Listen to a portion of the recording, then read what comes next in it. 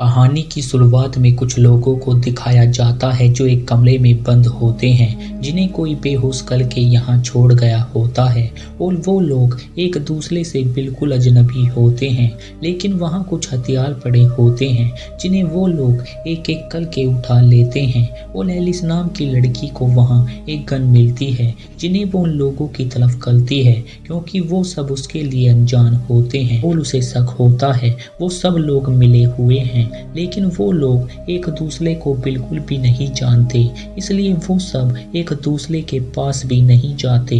पर वहाँ एक प्रेग्नेंट औरत भी होती है और उसे भी कोई बेहोश करके यहाँ लाया होता है।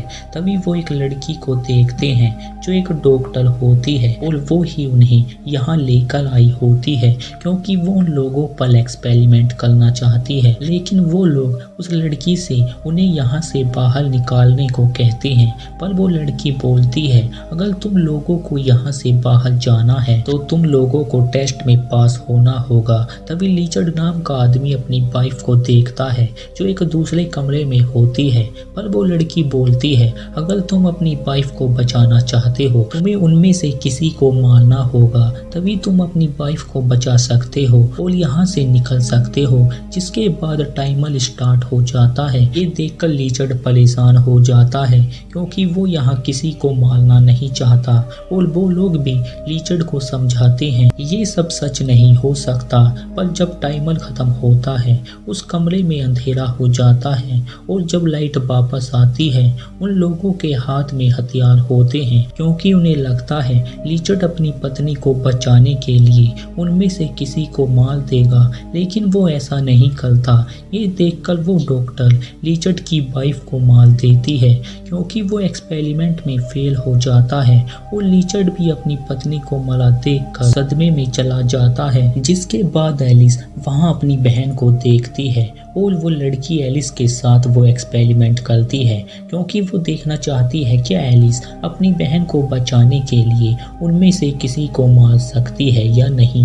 ये देखकर एलिस उन लोगों की तरफ गन करती है, क्योंकि वो अपनी बहन को बचाना चाहती है, लेकिन वो सब उसे शांत होने को कहते हैं। तभी लिचर्ड एलिस की तरफ आने लगता है और वो एलिस से गोली चलाने को कहता है, क्योंकि वो अपनी वाइफ के मरने के बाद जीना नहीं चाहता, इसलिए वो एलिस से गोली चलाने को कहता है। और एलिस भी हिम्मत करके उसे शूट करती है, पर उस गन में सब गोलियां नकली होती हैं। उसी समय लाइट भी चली जाती है, और जब लाइट आती है उनमें से किसी ने उस प्रेग्नेंट औरत पर हमला किया होता है, जिससे वो जख्मी हो जाती है। ये देखकर वो सब उसकी मदद करते हैं, पर वो अपने बच्चे को जन्म देते हुए मर जाती है और उसका बच्चा भी मारा जाता है।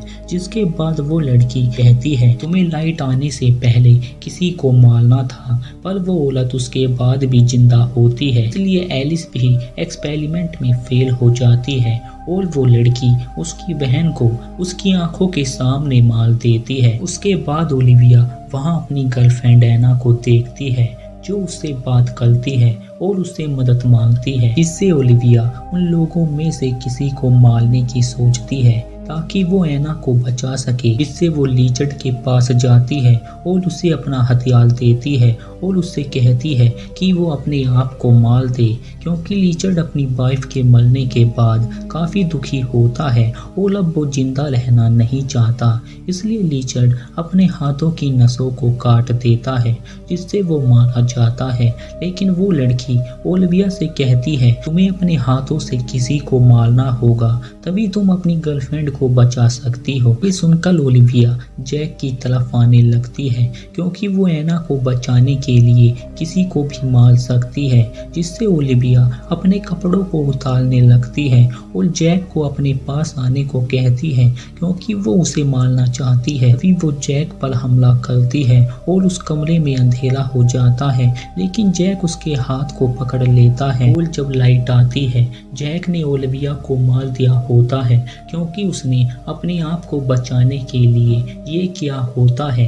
और ये बात वो उस लड़की से भी कहता है। पल उस लड़की के पास जैक का बेटा होता है और कोल की मोम होती है। ये देखकर वो दोनों परेशान हो जाते हैं, क्योंकि अगर वो अपने लोगों को बचाना चाहते हैं तो उन्हें एक दूसरे को मारना होगा। लेकिन कोल जैक से लड़ना नहीं चाहता, क्योंकि वो कोई खूनी नहीं है और कोल भी उसे मारना नहीं चाहता। जैक अपने बेटे को बचाने के लिए कोल पर हमला करता है। उसी समय लाइट भी भाग जाती है और जब लाइट वापस आती है, जैक ने कोल को मार दिया होता है, जिसके बाद वो एलिस पर हमला करता है और एलिस अपनी जान बचाकर जैक से दूर जाने की कोशिश करती है और एक चाकू को उठा लेती है। और जब जैक उसकी तरफ बढ़ता है, एलिस उसके पेट में चाकू मारती है, जिससे वो वहीं पर मारा जाता है और उस कमरे में एलिस ही जिंदा बची होती है। लेकिन वो लड़की एलिस से अपने टास्क को खत्म करने को कहती है, क्योंकि कोल अब भी जिंदा होता है, इसलिए वो एलिस से कोल को मारने को कहती है। तभी वो यहाँ से बाहर जा सकती है, पर एलिस कोल को मारना नहीं चाहती, जिससे वो लड़की उस कमरे में गैस को छोड़ देती है ताकि एलिस भी उनके साथ मर जाए। लेकिन कोल जख्मी होता है तो वो एलिस से उसे मारने को कहता है, क्योंकि वो यहाँ से तभी बाहर जा सकती है, नहीं तो वो भी उनके साथ इस कमरे में मारी जाएगी। और कोल के काफी कहने के बाद एलिस उसे मार देती है, जिसके बाद वो टीवी बंद हो जाता है और वो गेट खुल जाता है, जहाँ से एलिस बाहर निकलती है।